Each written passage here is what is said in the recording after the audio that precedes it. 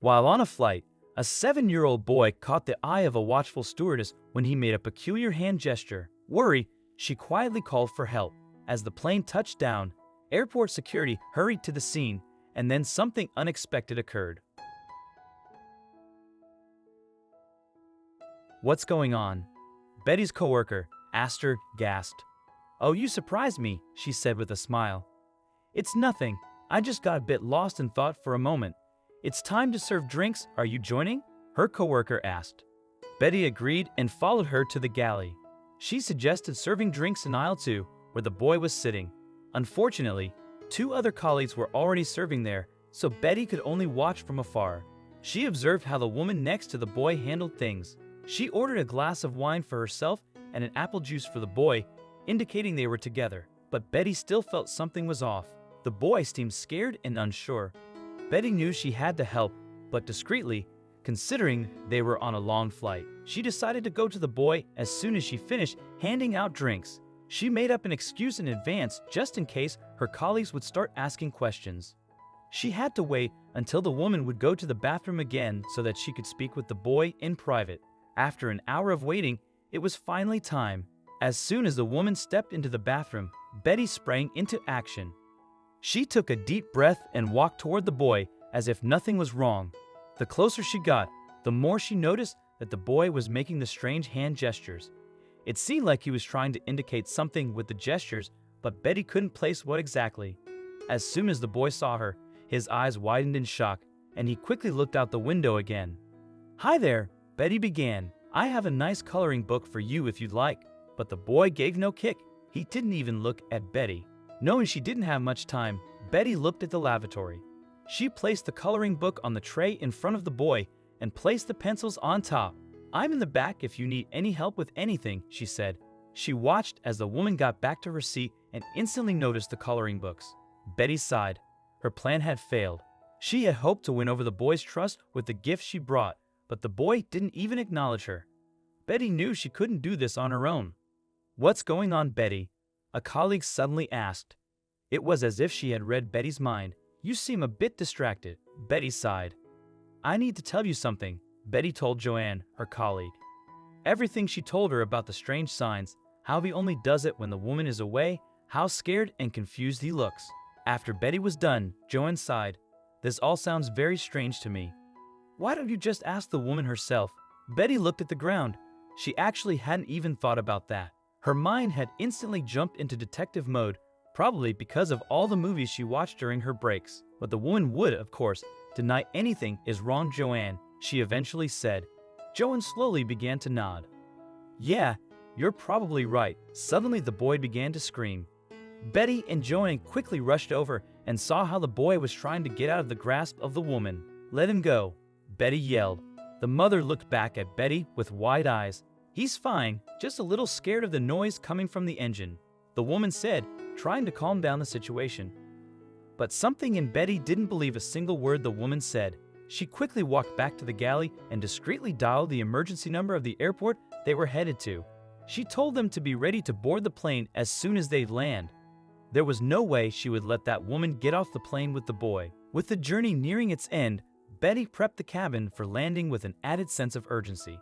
"Stay alert and follow my lead," she instructed her colleagues under the guise of standard procedure. As the aircraft's wheels brushed the runway, Betty's voice cut through the cabin's relief. "At landing, please remain seated with your belts fastened." The aircraft door opened, and police officers stepped in with a purpose that rippled through the cabin. Their entrance, assertive and silent, turned every head, a wave of reactions flowing through the aisles. The passengers, already steeped in suspense, now watched the unfolding scene with bated breath. The officers moved down the aisle with a clear target, their steps measured, their focus unyielding as they approached the boy and his guardian. As the officers reached the row, their interaction with the woman and the boy was tense, observed by dozens of curious eyes. The woman's protest filled the cabin, her voice tinged with confusion and fear. The crew, led by Betty, exchanged glances, a thread of doubt weaving through their confidence. The boy, silent and wide-eyed, was gently ushered from his seat by an officer, his small hand enveloped in the assurance of safety. The woman's protest became a fading echo as they moved toward the exit. In the confines of the airport terminal, the woman, flustered yet determined, presented her identification. Her voice steadied as she explained the boy's hand signals, each gesture a part of a language developed in therapy.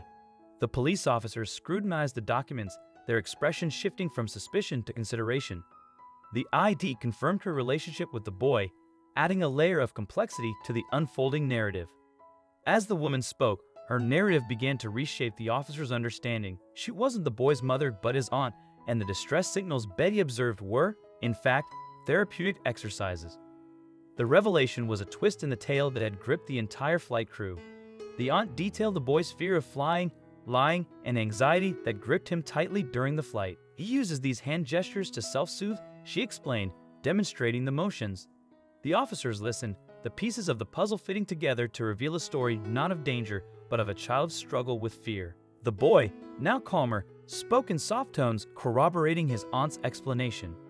His words were hesitant but clear, his expression one of relief as he expressed his feelings. The situation, once tense with the suspicion of danger, transitioned into a moment of empathy and understanding. Betty stood a short distance away, her heart sinking as the truth unfolded. The realization that her well-intentioned actions were based on a misinterpretation hit her hard. She acknowledged her error silently, understanding the implications of her assumptions. The weight of her mistake was palpable, a sobering reminder of the fine line between cautious intervention and unwarranted alarm. It was a bittersweet moment, one that tempered her embarrassment with the solace that her intentions, though misguided, had stemmed from a place of care. In the quiet aftermath, Betty reflected on the events. She pondered the delicate balance between vigilance and overreaction. The line, she realized, was thin and easily blurred by concern. Her role demanded discernment, a skill she vowed to sharpen.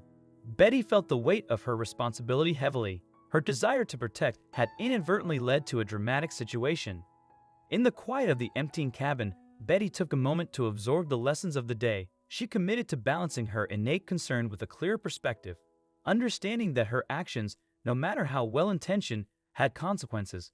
In a secluded corner of the airport, the boy, now free from the cocoon of the crowded plane, began to relax.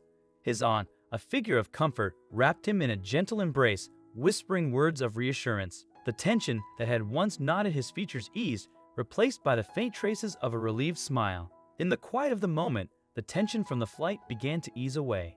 The boy's aunt, with a friendly nod to Betty, recognized that the stewardess was trying to help. "Thank you for watching out for him," she said warmly, showing her gratitude. With that simple thank you, the feelings of conflict disappeared, replaced by a shared sense of relief and kindness. Betty resumed her duties with a stronger sense of purpose. Her steps through the plane were now guided by both her caring nature and the lessons she had learned that day. Though it had been tough, the experience helped her understand better how to care for passengers and be more vigilant. Now that the situation was resolved, Betty looked ahead to her future flights with a fresh outlook. The day's events had taught her to balance concern with understanding. She realized that every passenger had their own story, and her job was not just to serve, but to empathize and adjust to their needs.